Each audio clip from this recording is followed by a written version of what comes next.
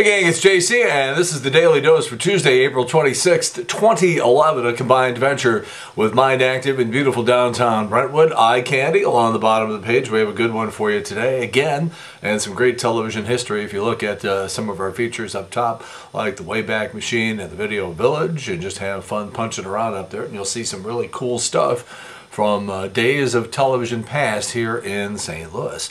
Let's get right to the news. Charlie Sheen, as we reported yesterday, one of his porn star girlfriends dumped him.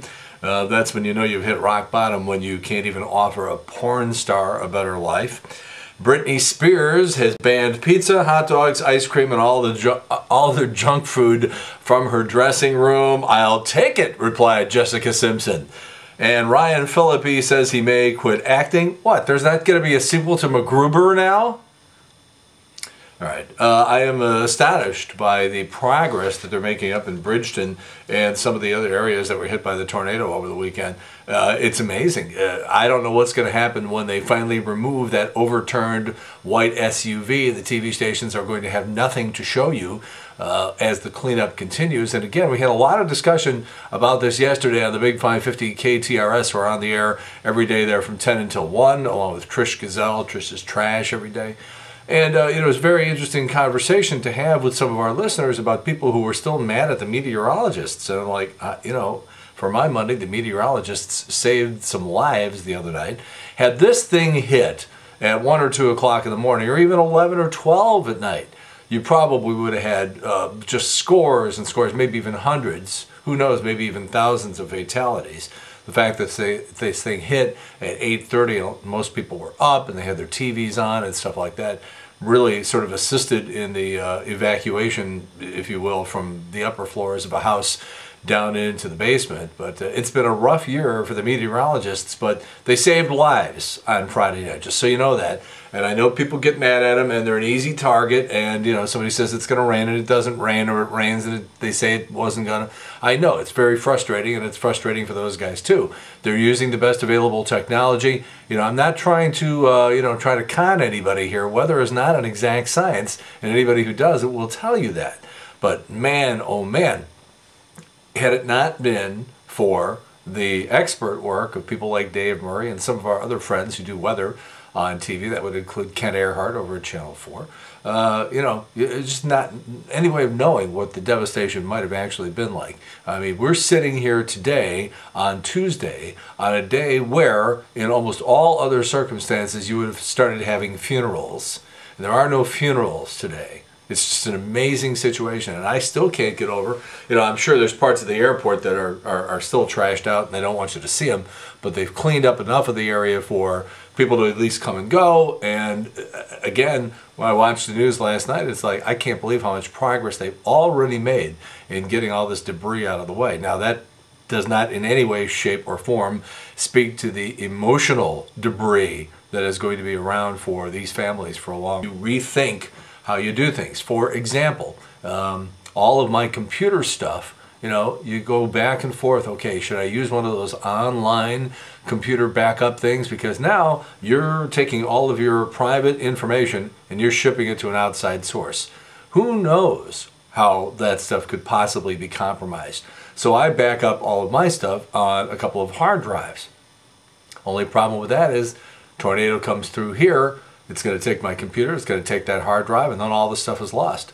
You know, now you're thinking maybe a safety deposit box. Really does make you think about a lot of things, though. What sort of things would you miss if you just went down to the basement because there was a tornado, you came back upstairs and all your stuff was gone?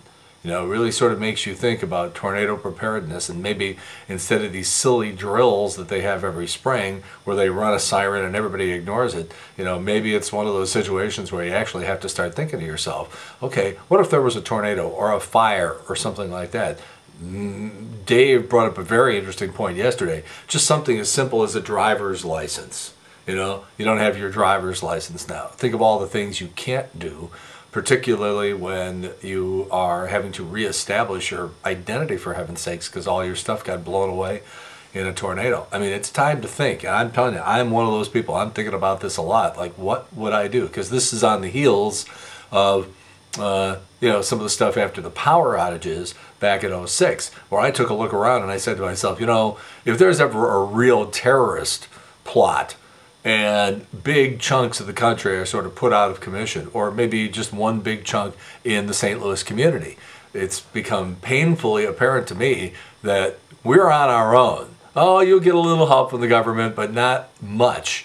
And we had 6 days of power outages, and there's a traffic light at an intersection up on Olive, okay? And people were just about ready to jump out of their cars and murder one another because what used to be a stoplight up on a busy intersection on Olive suddenly had to be relegated to a four-way stop. And just the idea that people couldn't get along with one another on a four-way stop, and people would do rolling stops and try to cheat and go through because they were in a hurry, and horns were beeping and people were cussing and giving each other the finger. This is at one four-way stop on Olive because the power was out for a couple of days and people couldn't deal with it. What are we going to do if something really, really significant takes place? Like I said, something to think about. All right, it's coming down to it. Katie Couric's contract with CBS to do the news is up on June 4th, and there are rumors going around now in the New York Times that they're going to make the announcement of her exit as early as this week. 60 Minutes correspondent Scott Pelley is the guy rumored to be taking over, but other names being mentioned: Harry Smith, he won't get it. Russ Mitchell, boy, wouldn't that be something? Our hometown kid, Russ Mitchell, the new anchor of the CBS Evening News. I would love, frankly, I would love to see that happen. All right, nobody knows for sure, but openly gay MSNBC commentator Rachel Maddow may have been talking about Anderson Cooper over at CNN when she said, "I'm sure other people in the business have considered reasons why they're doing what they're doing, but I think if you're gay, you have a responsibility to come out." Oh, Anderson. Kings of Leon have announced their summer tour dates. They're going to be on tour all summer long, one end of the country to the other. Guess where they're not stopping? St. Louis. Figured that one out pretty fast, didn't you? Now, if you run a business and you want your employees to be working harder without giving them raises, we have an idea. According to a new study by Staples, the key to productivity is free food. I could have told you that. Why do you think I keep showing up for work? 73% of employees say they're happier when their office has a well-stocked kitchen, and 57% say it would make them more productive. In the meantime, the survey also estimated that American workers leave the office to get coffee more than 85 million times a year. That's total, not 85 million times per person, but it leads to 10.6 billion hours of lost productivity a year. What I want them to do is also factor in the dopes who are standing out in front of the building smoking. It'd just be great. Just get up from my job and say, I'll be back like in 15 minutes. I'm just going to be away for a while. I'm creating my own coffee break. I'm going to go out and smoke in front of the building. WikiLeaks. I got real mixed emotions about these people, but they have released information about the Guantanamo Bay terrorist detainees. It turns out that 220 of them were found to be dangerous extremists, but 380 were low-ranking foot soldiers, 150 were farmers who were, for all intents and purposes, innocent. They were drivers and chefs and people that never should have been incarcerated in the first place. If you've been listening to the show for any period of time, you know that I am deathly afraid of, and I don't even like watching them on TV. And there's a TV show where these guys go out and hunt them. We're talking about alligators and crocodiles. I can't think of anything scarier in the world. And they're devious, and they're just, oh man, they are just the absolute peak of malevolence. They don't kill you on land. They grab you and then they drag you into the water and drown you, and then they eat you. That's how diabolical crocodiles and alligators are. A woman in Florida found a 7-foot alligator in her bathroom. The cops think it came in through her doggy door. Just another reason I ain't living in Florida.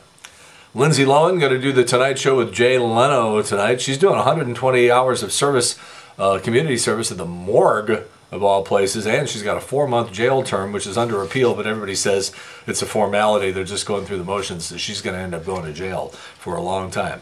4 months is a long time. She probably won't serve more than probably less than a month or something like that. Nicolas Cage, remember that story a couple of weeks ago when he was arrested down in the French Quarter in New Orleans at like 6 in the morning? They'd been partying all night, and people were like, okay, that's not that big a story. Well, he might be in a little more trouble than for that, because apparently somebody ratted on him to Child and Protective Services. Somewhere during that drunken stupor, he dropped his son, kid's 5 years old, and the federales are looking into it. It was on this date in 1986 that 5150, which was the first Van Halen album to feature Sammy Hagar, topped the charts for 4 weeks. 5150, by the way, is the police code for involuntary psychiatric detention. Yeah.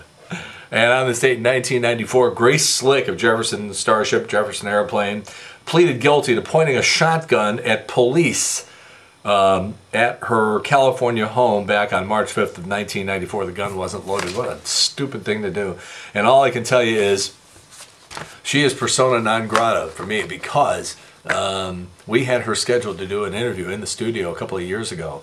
And on the day of the interview, her handler called us and said, well, she is not going to be on because she got an offer to go do a TV station this morning. And I thought to myself, for all of the decades of time that I and other radio personalities across the country played her goddamn records. We played her songs and made her a millionaire, made her successful with her rock and roll band. And at the end of it, she just basically, sorry, dumbasses, I'm going to TV. Nice, classy move, Grace. All right, JC's Eye Candy today, with all of the earth moving going on out in Bridgeton and some of the other sites hit by the tornado. There's a guy with one of these earth moving giant caterpillar type things. There's a video today. I didn't even think this was possible, but I guess it should be labeled Ramps Are for Sissies. Take a look at it. It's right below what you're looking at Eye Candy. It looks like maybe it's a trick, or maybe it has been doctored. The video has been doctored in some way, but I don't think so. It looks real to me. And when you think about it and you look at it a couple of times, you go, okay, you probably could do that. It looks real. So go ahead and check that out. And again, we send our best wishes to everybody still doing the cleanup and trying to recover both physically and emotionally from the tornadoes over the weekend. We're thinking about you, okay? Don't let anybody convince you that this has left our thoughts. You had people driving by, there was a lot of gawking going on, and I guess that's human nature, although it's just tacky to do. But if some of that somehow can be converted into an idea where people are still taking care of one another in this country at a time where there doesn't seem to be much of that left anymore. We got people taking care of one another right now, at least in the short term, and that's nice to see. That's it, JC's Daily Dose for Tuesday, April 26th, 2011, a combined venture with Mind Active in beautiful downtown Brentwood. In the meantime, we've beaten this one to death. Have a good one. See you later. Bye.